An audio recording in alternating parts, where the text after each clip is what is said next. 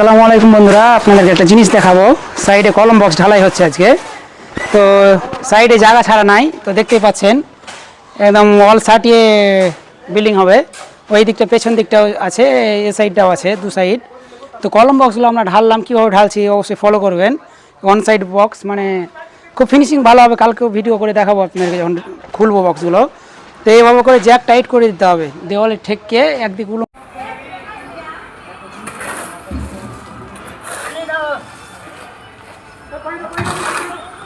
করে নিয়ে এই বক্সের সাথে এই বক্সের জ্যাককে দিয়ে টাইট করে নিতে হবে পুরো।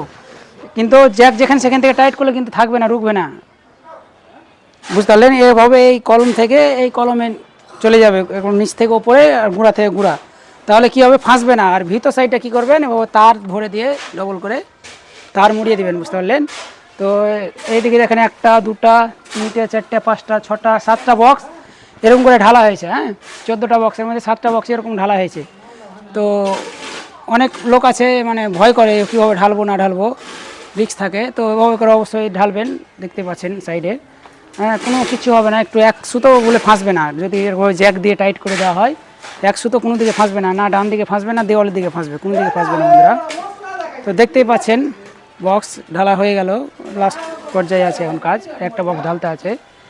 তো এই ছোটো ছোটো কাজের আপডেটগুলো আপনাদেরকে দিচ্ছি। যদি ভালো লেগে থাকে অবশ্যই লাইক কমেন্ট করবেন রাজমিস্ত্রি বন্ধুরা আমার। হ্যাঁ, তো অনেক কাজ জানে না, ওই জন্য এই ভিডিওগুলোর মাধ্যমে যদি শিখতে পারে ওই জন্য ভিডিওগুলো করা।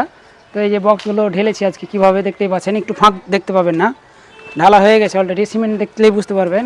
দেখতে পাচ্ছেন একটা এক সুতো ফাঁকা দেখতে পাবেন না, পুরো কোনোটাই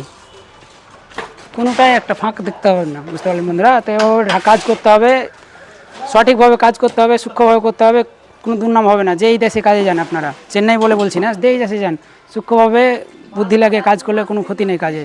তো অবশ্যই ভিডিওটা ভালো লাগলে শেয়ার করে অন্য বন্ধুদেরকে দেখার সুযোগ করবেন, আমার আইডিটা ফলো করবেন। ধন্যবাদ।